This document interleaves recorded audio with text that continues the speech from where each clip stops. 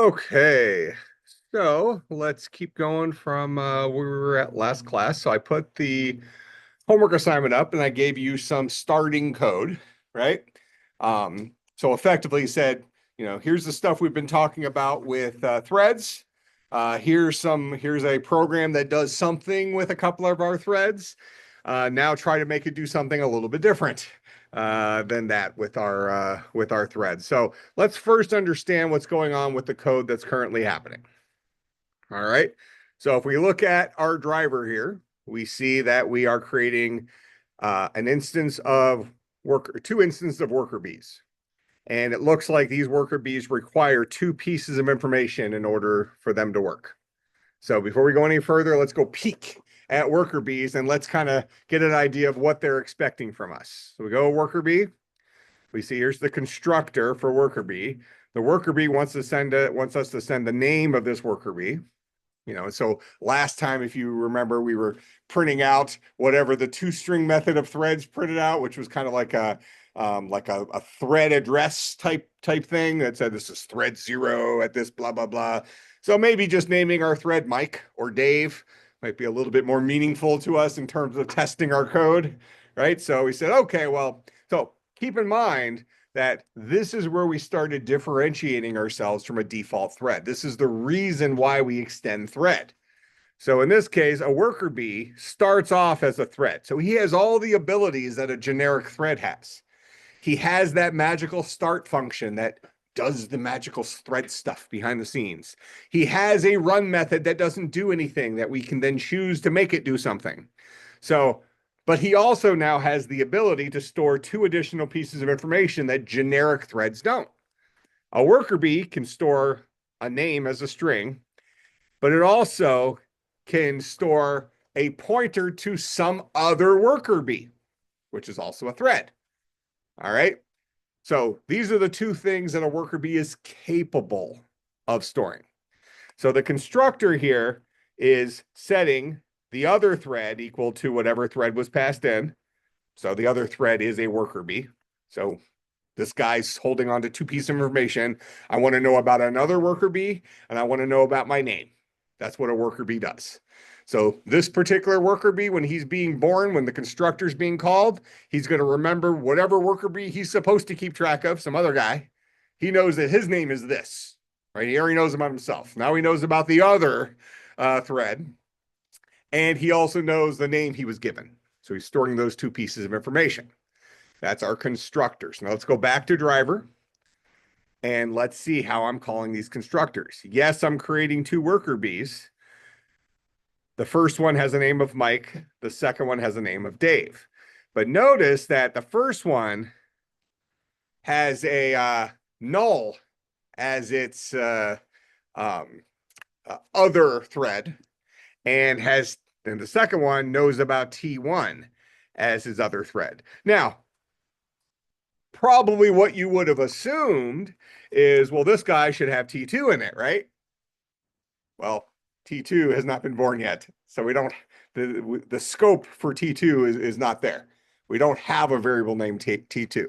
So out of curiosity, before we go too much further into this, let's assume that I did want T1 to be aware of T2. What could I do in my code? What could I modify in this project, the whole project, in order to allow T1 to become aware of T2? Go ahead.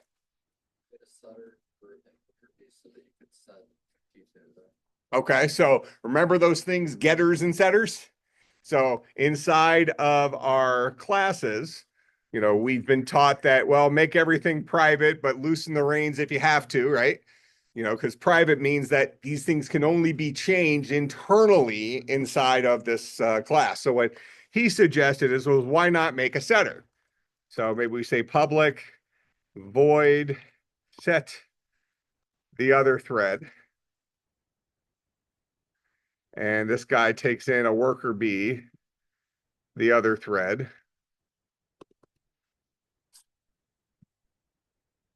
And then we can say this dot the other thread is equal to the other thread. All right, so this is just a function that's publicly available, so people outside of this class can get to it. It's called set the other thread. You pass it a worker bee pointer, and it will overwrite this guy's other thread to be that new guy. So now that I have that in there, if I wanted to, I could come back out here, and after T2 has been brought into existence, I mean, initially I had to build my worker bee and say, hey, here's a string. You want me to give you a pointer to the other thread? Okay, I don't have it. So I'm just going to throw you null because I don't have anything better than that. Null is nothingness. Okay, but it counts as a address that's nothingness. But then after I've defined T2 here, now I can say T1 dot set. Was it set the other? Let me just copy it. We all know my spelling leaves a lot to be desired. Set the other thread to T2. So now T1 has overridden that null with the pointer to T2. We just had to wait for T2 to come into existence before we had access to this. Not that we have a reason for doing this yet. This is just the rationale behind that. Go ahead. Sure. What the public void is kind of reference to an object we can name the other thread. Yeah, I mean, we could have named this guy LOL if we wanted to. He's just the name of the parameter that was passed in. So set the other thread receives a pointer to a worker bee. We pass it a worker bee. He takes whatever you passed it and he sets this guy's field, this dot the other thread. The dude that we set right here to null a second ago, he now just overrides that to be whatever thread was passed in. It gives us the ability to update the thread we're supposed to keep track of at a later point in time. It's the name of the variable. Yeah, I mean, we would typically, I do name the variables the same. Variables should have meaning, right? And because we all fully understand that this keyword, we don't need to play the game of having our parameters coming into functions having different names than our fields, because we are able to differentiate between variables of the same name when there's confusion with our fields by saying this dot, whatever the field name is, equals that value. We can differentiate there. This dot, the other thread, we're talking about that guy right there, is equal to the other thread. Remember, variables resolve to their most local definition. The most local definition of the other thread is that dude right there. Make sense? Yeah, we're overwriting it. All right, so for this guy here, T1 started off knowing his name, but sadly, he didn't have any other worker bee to keep track of. T2 knew his name, and he also became aware of T1 because we passed it into the constructor. But then we swung back around and said, T1, guess what? We have a friend for you. So we're going to go ahead and set your other thread equal to T2, which just came into existence. Okay, so now we've undone undone this null. Now, would you say that this might look better if my constructor was like that? If I'm building a worker bee and I don't have another thread for him to keep track of, would you prefer just not to give it anything, or would you prefer to give it a null? Correct answer for this lesson is you prefer to give it nothing. Can go either way, right? But if this code worked, this might make sense. I never gave it a null. I just didn't give it anything, yet I can set it later. How do I accomplish supporting this syntax as well as this syntax? This guy's a constructor, right? How do you know? Go ahead. New keywords right before it, so that pretty much tells us it's a constructor or we're building an array. And the fact that it matches the name of one of our classes, it's a dead ringer for a constructor, all right? This guy is a constructor because it follows the new keyword.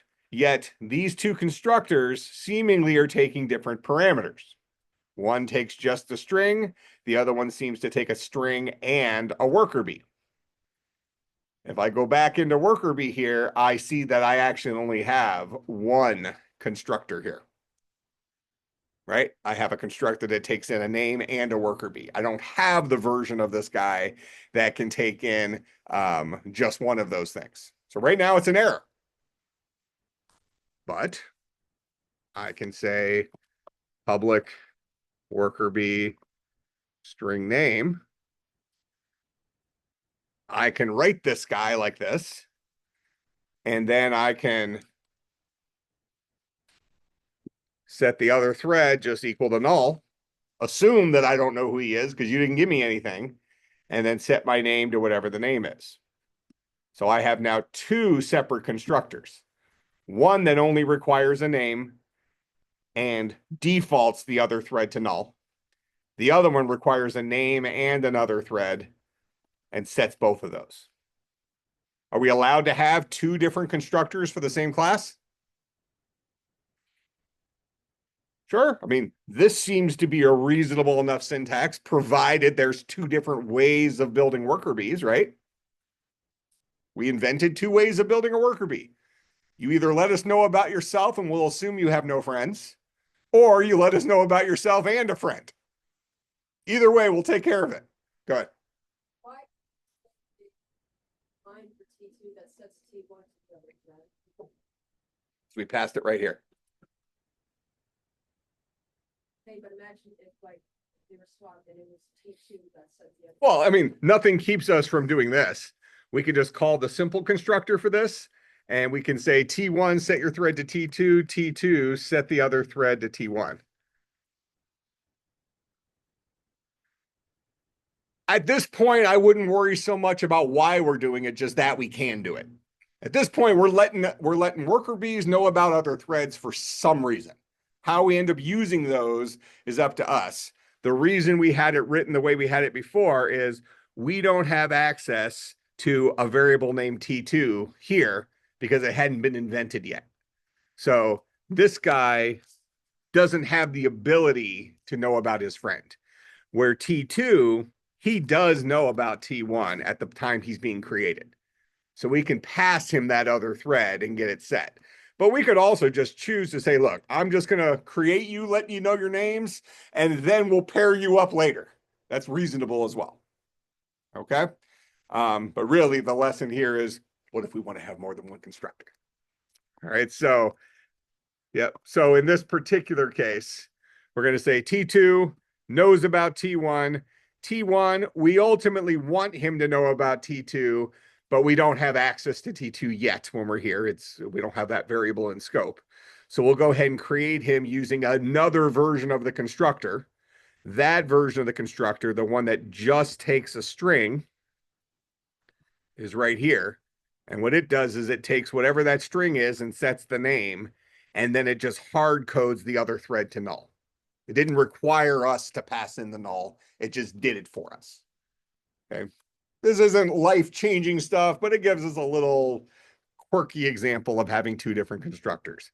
All right. So when we have two different methods with the same name, but a different number and or type of parameters, what's that called? What was that funny name that we call that concept?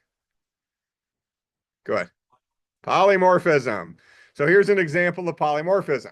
We have two different constructors. They're both named worker bees because that's what modern languages like Java and C# require. Your constructor for your class must be the same name as your class. It's a thing. Okay.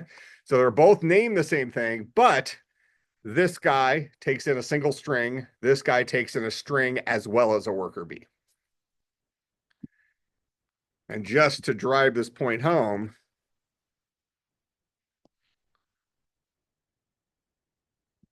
can I have two different constructors like those?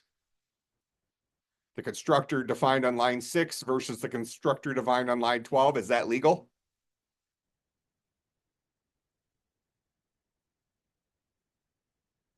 They both take in a string, right? All that's different is the name of the variable. This is not legal.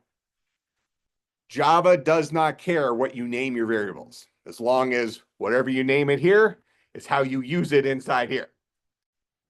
But from Java's perspective, this constructor and this constructor are indifferent. They can't differentiate them.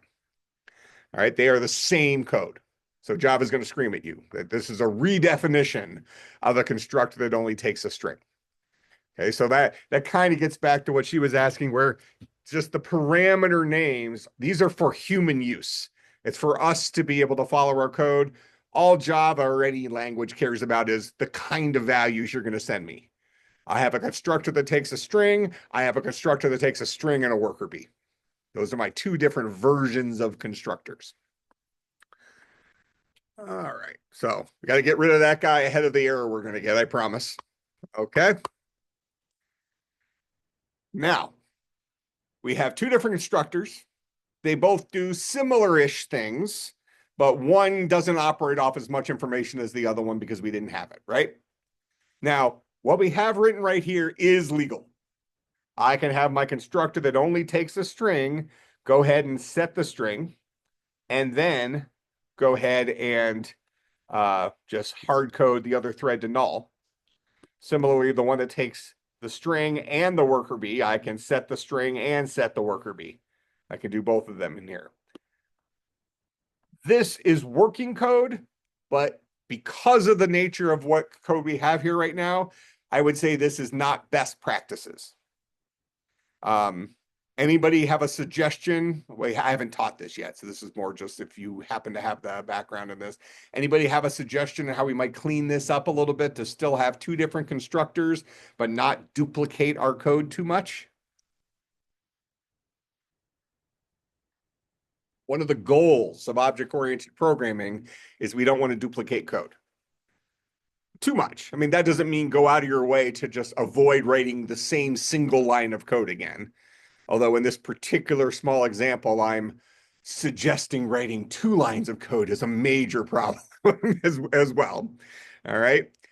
But since we already have a constructor that I can give a name to and a thread to, and it goes ahead and sets the stuff up properly, the better way, the more correct way of doing this, here, I'll go ahead and I'll comment this out just so you can see what used to be there. And I'm going to say this like that. If you do this,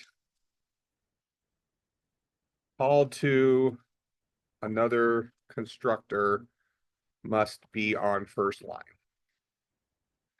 If you intend to leverage another constructor to build yourself, it has to be the first thing you do. Whether you're calling another one of your own constructors, or perhaps you're calling one of your parents' constructors. These are both viable starting points. Okay. But in this case, we didn't write the class right above this. So chances are we're not going to use threads constructor. But if we had another level of some kind of specialized worker bee, like ninja worker bee or something, he might want to start off building himself as a worker bee and then further differentiate himself. In this case, we're building 2 different worker bees, but we have a different information with which to build them. So we're going to go ahead and say, okay, look, I only have a string here to work with. Ultimately, I'm going to set the name and who the other thread is. I can do them locally right here, but I already have another constructor that does that already for me. So can't I just call that other constructor, passing along the name, and then letting him know that I don't have a friend yet, passing in null for that guy, and then this will be the name, this will be the null, and it'll set those 2 things appropriately. Then we don't have to write other things here. In this particular case, this is not a significant destructive behavior. If you wrote this the way we originally had it, nobody's losing sleep. Okay. But imagine a situation where you had a very complicated class that maybe is keeping track of 30 different fields, and you've already written a constructor that initializes those fields in a reasonable way and already does all the, let's say, error checking and stuff like that. you might as well leverage code you've already written if mostly what you're going to do is the same. And then after this line of code, you know, you could, if you wanted to, you would probably not want to do this, but I'm just going to change the name to Bob for no good reason. It's like, look, if you're not going to come here with friends, calling you Bob. Like, I don't care what name you told me to call you by. In this case, it was Mike, I think, right? But at this point, look, I'll go ahead and build you in terms of our other guy, but since you didn't give me a friend, we're just going to go ahead and differentiate you by naming you Bob. Right? So that's the lesson here is that if you're gonna call another constructor to start building you, it needs to be the very first thing you do. And then you can differentiate yourself. Because keep in mind that if it didn't have to be the first thing I did, if instead I went ahead and hard coded my name to Bob, and then I called upon my constructor passing whatever name was passed in here and a null, Bob's going to get overwritten, right? So in order to make sure there's consistency, what we're saying is look, if you're gonna build it with another constructor, do that first, then do your specialized stuff after that.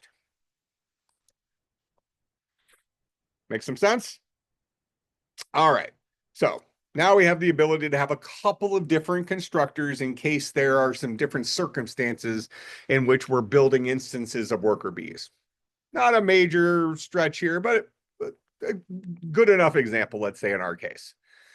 All right, so in our case here, when I built my first worker bee, I had no friends, so I didn't pass him any friends. This guy's constructor took in Mike, and all he did is he called this other constructor, passing along the mic and passing null in here for that value, so that the programmer, the person who's using your library, your worker bee library, didn't have to know that they have to pass in a specialized null value. You know, you're kind of doing that work for them behind the scenes. My second worker bee here, I gave him a name. I do already have a friend, so I went ahead and let him know about the other worker bee. And then I came back through and I went ahead and said, T1, I have a friend for you now. So we're going to go ahead and set your other worker, your other thread equal to T2, the guy that has now been born. So we were still able to accomplish it. We just had to wait until after it had come into existence. Okay. All right. Questions about that so far?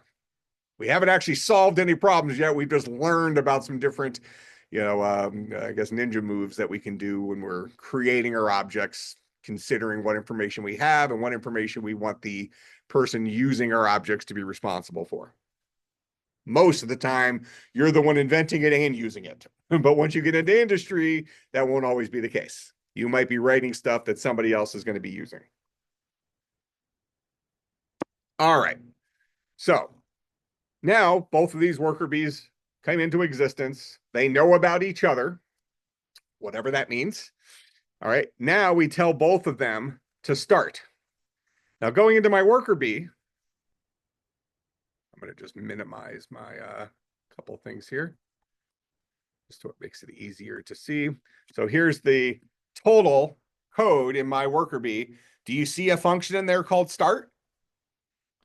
Well, I see a constructor called worker bee that takes a name. I see another constructor that takes a name and a worker bee.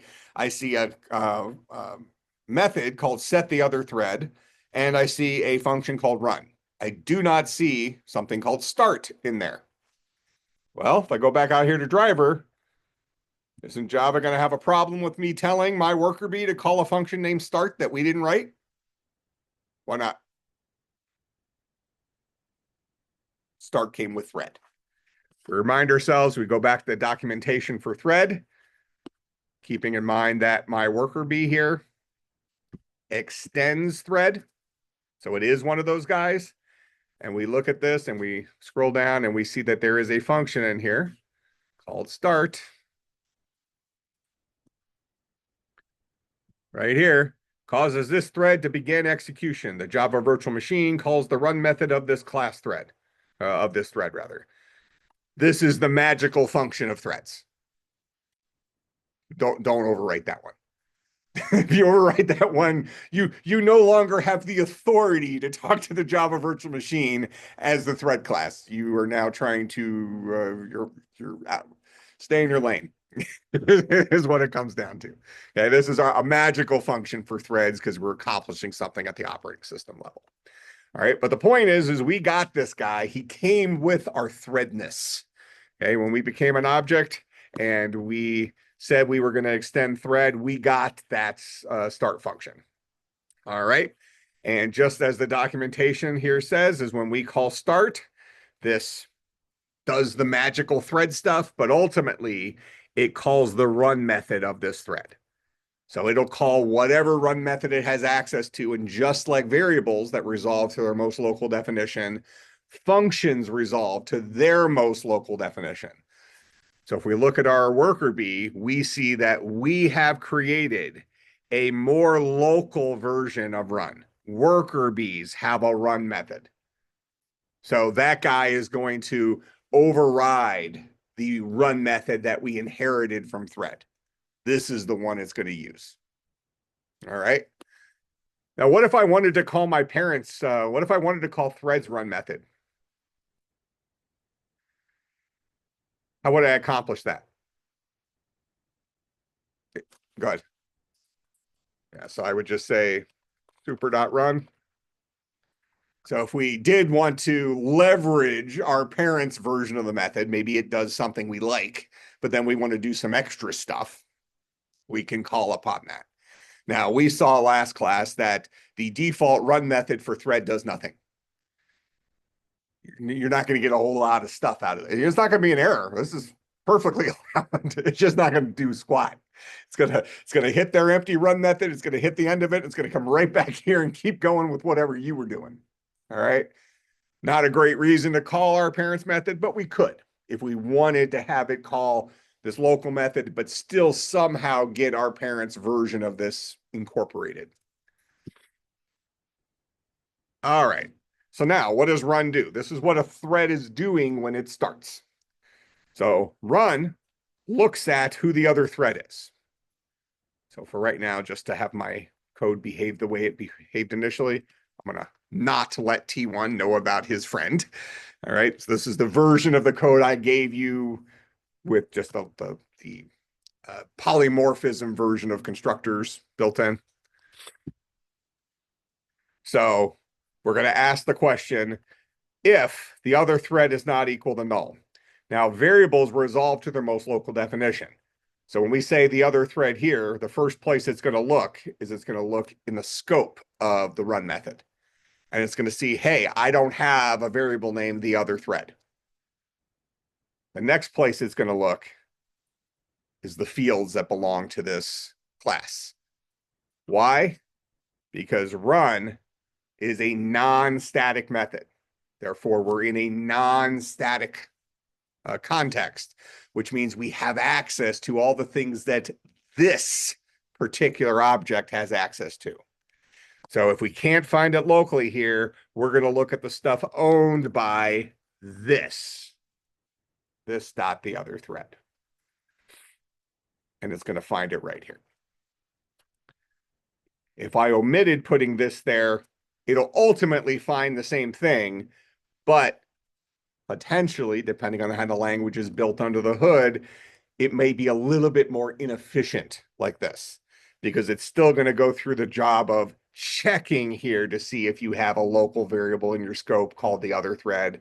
And when it doesn't find it, then it goes and looks at the next possible place.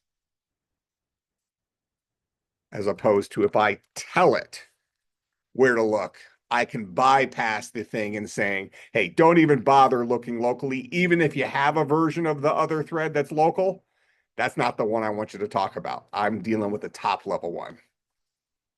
Same thing as we did here. This version of the other thread refers to its most local definition. This dot, the other thread, ignores this guy and just jumps up to the attributes. All right. Now, let me go ahead and expand these things. It helped for the moment, but I actually don't like the look of code that's minimized like that. I don't know, whatever.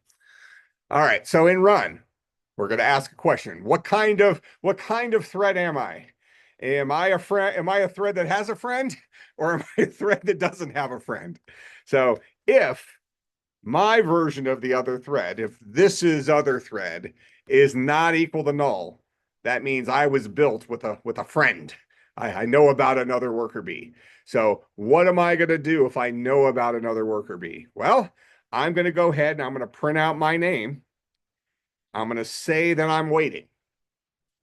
This is all just, talk is cheap, right?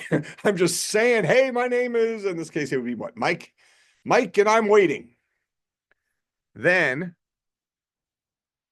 we're going to call the other thread's wait function.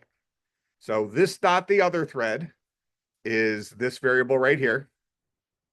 He is a variable of type worker bee.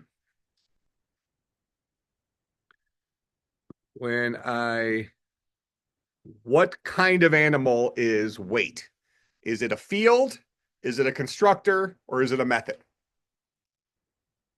Without even having to look at the documentation. Based on the way I'm calling it, is that guy a field, a constructor, or a method? Good. Method. How do you know?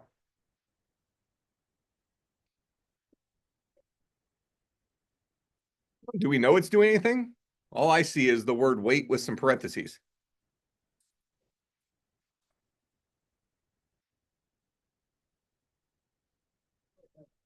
Your answer is correct. We're just looking for the rationale for the answer. Why do you know that that's a method?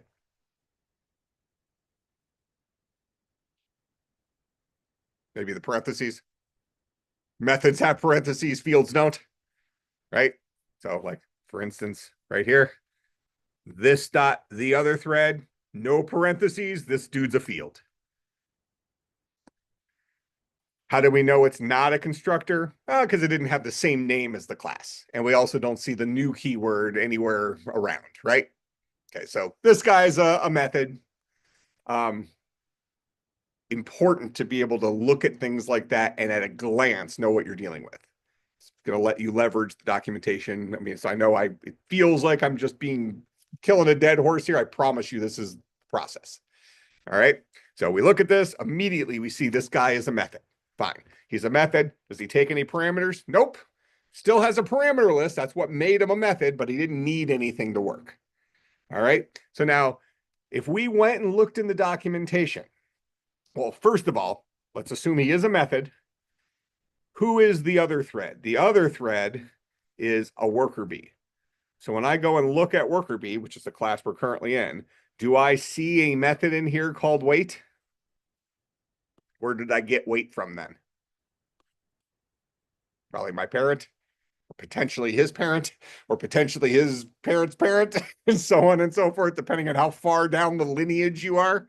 Okay, so I didn't write it here inside of worker bee. So assuming that wait's a real thing, I got it from at least my parent or higher. All right. So if I were to go and look at, so we know from our experimentation so far, or at least I'll tell you, thread is the one that has the wait method in it. All right. Well, we will find it in there. So I want to ask you some questions about that wait method without looking at the documentation. Based on the way wait is being called, we already know it's a method. Is this a static or a non-static method, and why? How do you know whether this is a static or a non-static method? By the way it's being called. Go ahead. Because you're calling it with an Yep. So the way we're calling this method is this dude right here. We're saying the other thread, call your wait method. Okay. And we ask ourselves, who is the other thread? Is the other thread the name of a class, or is the other thread a variable that holds an instance of the class? In this case, we look up and say, oh, the other thread is a worker bee. So he's holding, assuming we initialized him to something, he is holding an instance of the worker bee class. Therefore, we're calling this wait method with an instance of a class. So if it's in there, we would expect it to not have the keyword static in front of it. It's a non-static method. It belongs to instances of the class rather than the class itself. All right. So just by looking at how this guy is called, we're going to say that wait is a method that takes no parameters, and specifically, it's going to be a non-static method, which means when we go and look at the documentation, we do not expect to see the word static next to it. Well, let's go check her out. So we'll go down to wait. Where in the alphabet? Oh, actually, wait didn't come from thread. Wait came from object. Okay, so we actually have to jump up another level. So worker B is a thread, and a thread is an object. So as we look at our thread class here, we actually do not see a wait function. So instead, we notice here at the end, which says methods that were inherited from the class object. One of them is called wait. So let's just get to the class object. Actually, just so we're looking at it, I'm just going to go to object here. We'll scroll down to our wait. So we have two versions, actually three versions of wait, right? What's it called when we have more than one method with the same name but a different number and or type of parameters? Polymorphism. So here's an example of polymorphism right here. We have three different ways of waiting. Okay, one, we don't have to give it anything. Another one, we give it a timeout as a long. Another one, we give it a timeout as a long, as well as the nanoseconds if we want to get that precise about waiting.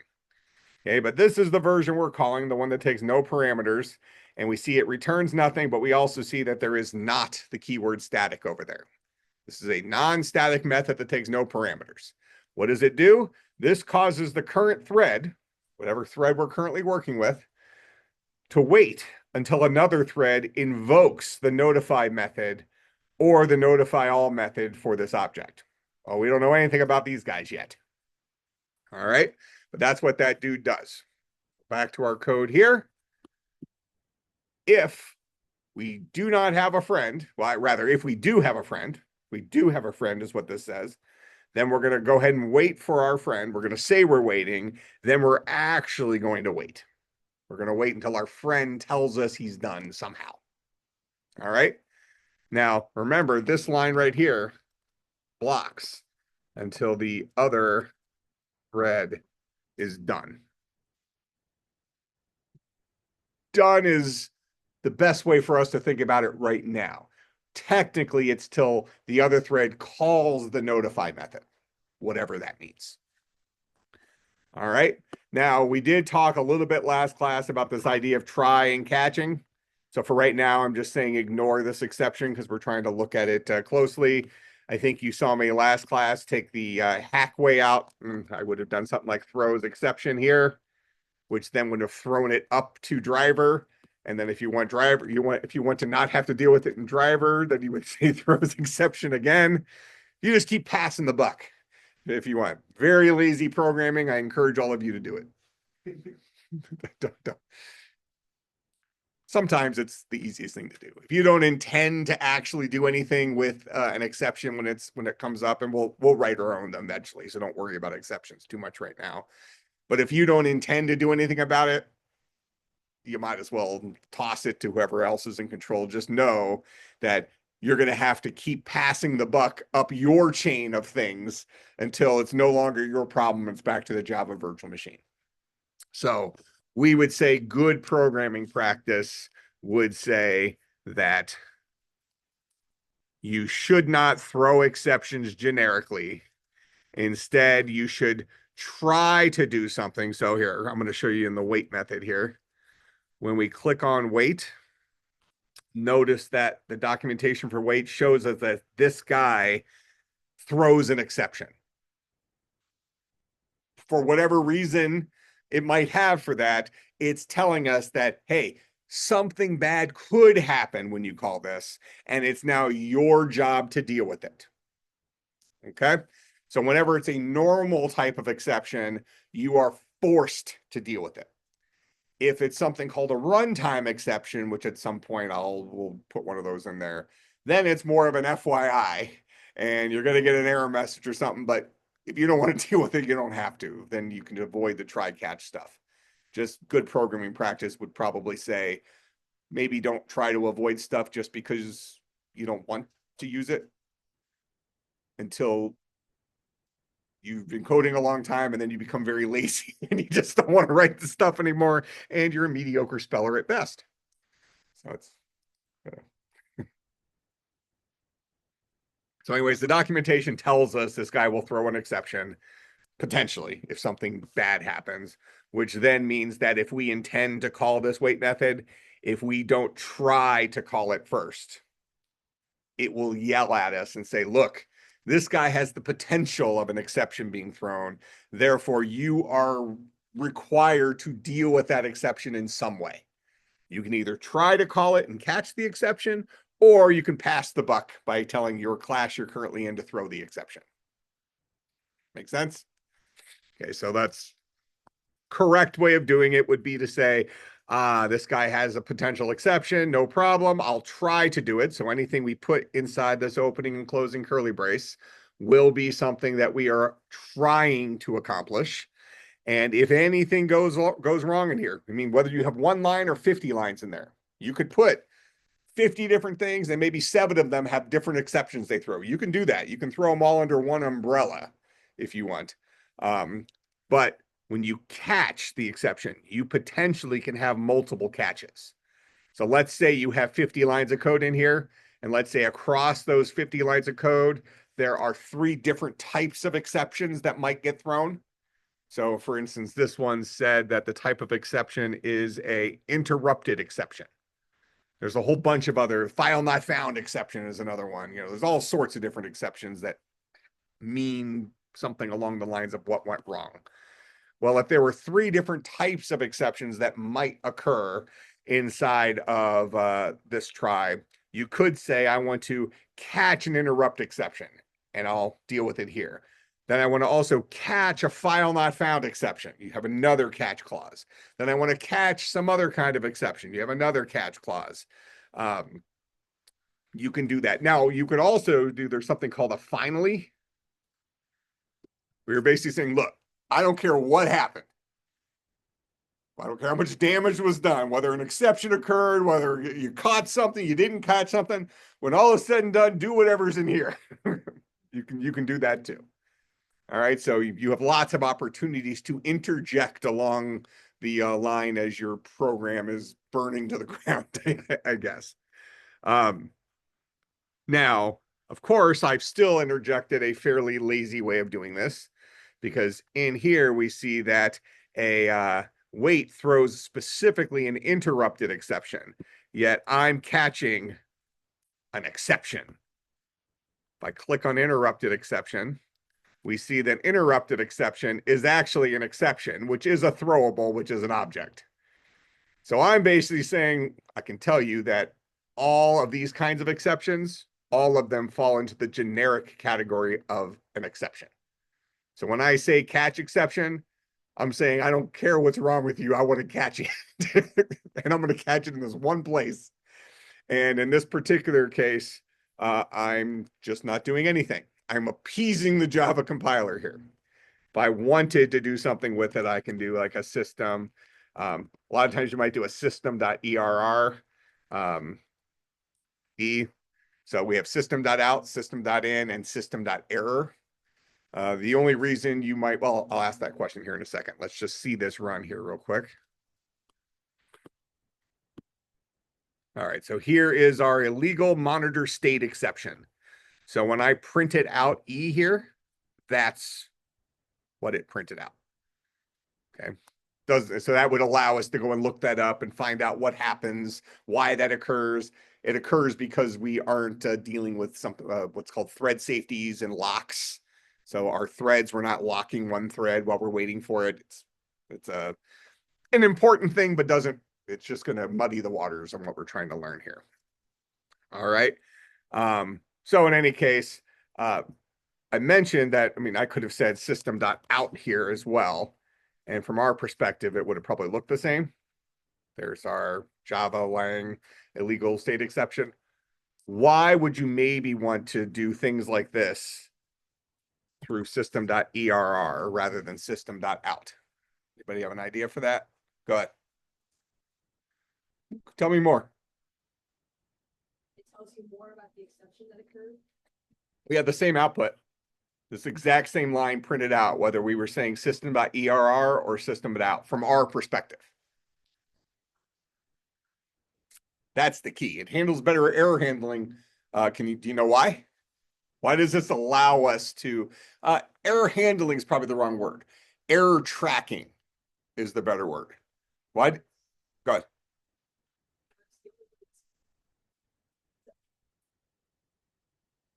From the time that the computer, that an error has occurred, giving it photo. Okay, we're making it available to the computer. So typically when we deal with operating systems keep things like error logs. So they have files that keep track of errors that might occur. Now, what typically happens when a program is running is anything that goes out over the error channel, that is system.err, that stuff is redirected to the error log. Whereas stuff that goes out of system.out is only put up on the screen. Now, we see that errors are also put on the screen. So our terminal that we're looking at here, it shows anything from system.out and anything from system.error to the screen. Sometimes they'll color code it and system.err will be in red. Okay, but generally, it's only going to show just the same things. From our perspective, they are the same. But behind the scenes, we can take the output of a program and we can say, I only want the stuff that came across system.err to go into this log file. There's my alarm, 2-minute warning, to go to this log file. So a good programmer who wants to make their program easy to track errors, if somebody so choose to do that, we might put bad things that happen out over system.err. There isn't anything special about that communication channel other than it is a unique channel to system.out. Go ahead.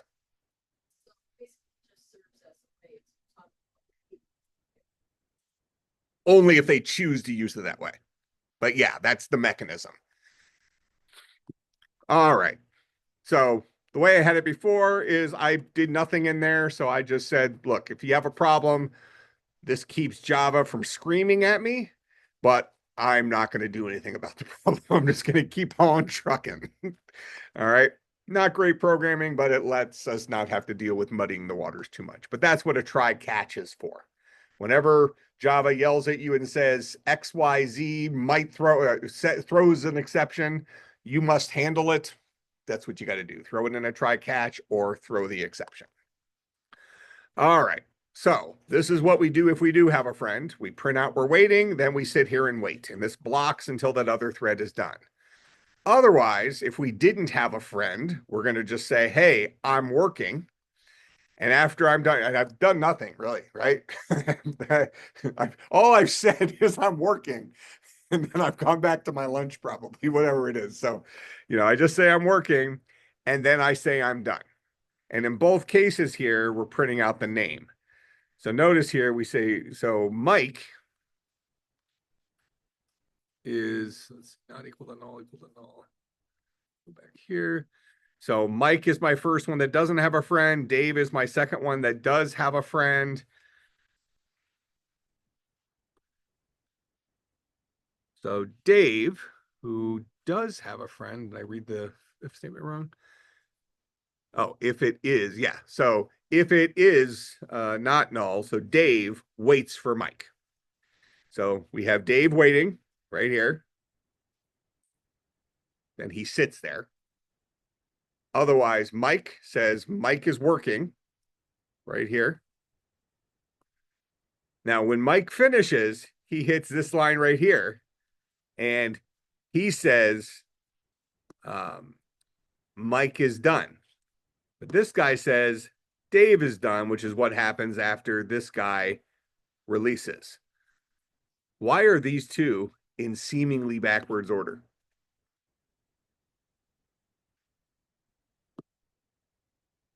They were in the right order that time. That's what we talked about. IO is expensive.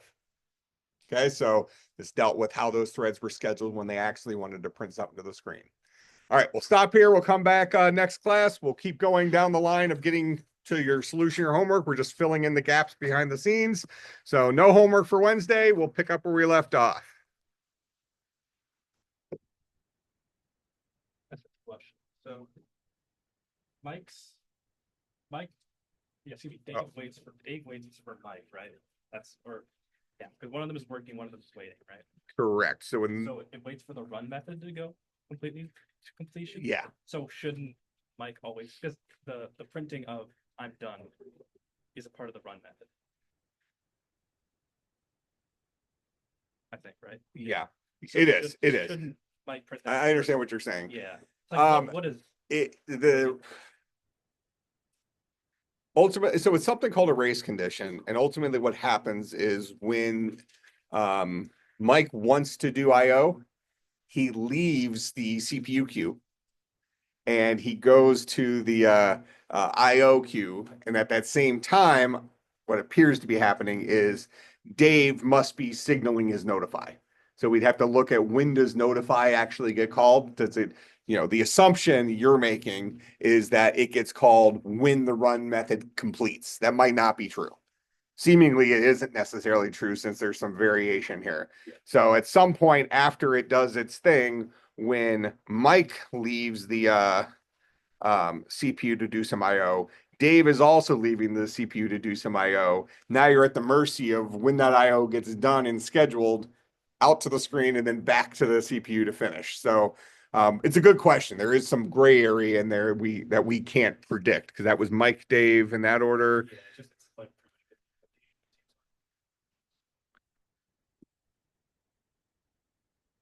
Whatever, but something along those lines. What's going on? sounds good. Okay. Ultimately, when we're coding in a thread type way, we're going to put more things into specifically control that rather than rely on default behavior. All right, what's up? I had a question about my code. Because when it starts out,